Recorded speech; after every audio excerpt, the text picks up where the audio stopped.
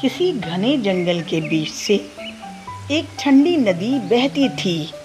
नदी के बीचों बीच एक बड़ा सा पत्थर था, जिस पर चढ़कर जंगल के जानवर नदी के दूसरे पार जाया करते थे।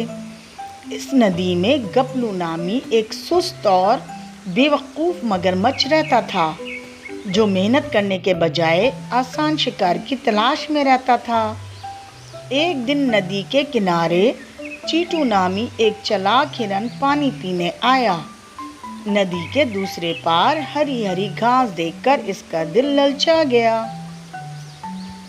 गपलू मगरमच्छ ने चीटू हिरन को देख लिया और खामोशी से नदी के बीच वाले पत्थर के ऊपर जाकर लेट गया, ताकि हिरन जैसे ही पत्थर पर छलांग लगाए वो इसे पकड़कर खा जाए। चीटू हिरन जब पत्थर के पास पहुंचा तो इसे महसूस हुआ कि आज ये पत्थर मामूल से ज़्यादा बड़ा और अजीब सा लग रहा है। चीटू ने फौरन चालाकी से काम लिया और पत्थर को आजमाइशी आवाज़ दी। चीटू, अरे पत्थर भाई, आज तुम खामोश क्यों हो? रोज तो तुम मुझे देखकर सलाम कहते थे, आज बात क्यों नहीं कर रहे? गपलू मगरमच्छ पानी के अंदर ये सुनकर सोच में पड़ गया। गपलू, ओहो, शायद ये पत्थर रोज इस हिरन से बात करता है। अगर आज मैंने कुछ न कहा तो हिरन को शक हो जाएगा और वो वापस चला जाएगा। ये सोचकर बेवकूफ़ मगरमच्छ ने अपनी बंद आंखों के साथ ही जवाब दिया। गपलू मगरमच्छ, वालेकुम अस्सलाम चीटू भाई, आओ आओ, मेरी पीठ पर छलांग लगाओ, मैं तुम्हारा ही इंतजार कर रहा था।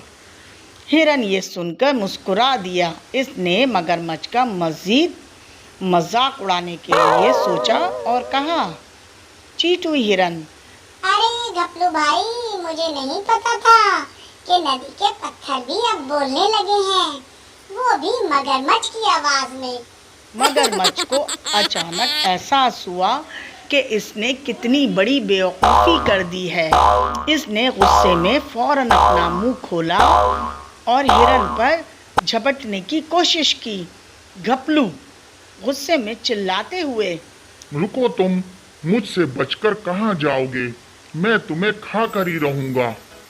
चीटू दूर छलांग लगाते हुए, अरे बेवकूफ गपलू, शिकार करने के लिए सिर्फ ताकत की नहीं, थोड़ी अकल की भी जरूरत होती है। तुम जैसे बेवकूफ मगरमच्छ के हाथ में कभी नहीं आऊंगा। हिरन तेजी से कहता हुआ दौड़ता हुआ गायब हो गया। बेवकूफ मगरमच्छ मुंह तकता रह गया और बस मुंह खोलकर उसे देखता रह गया।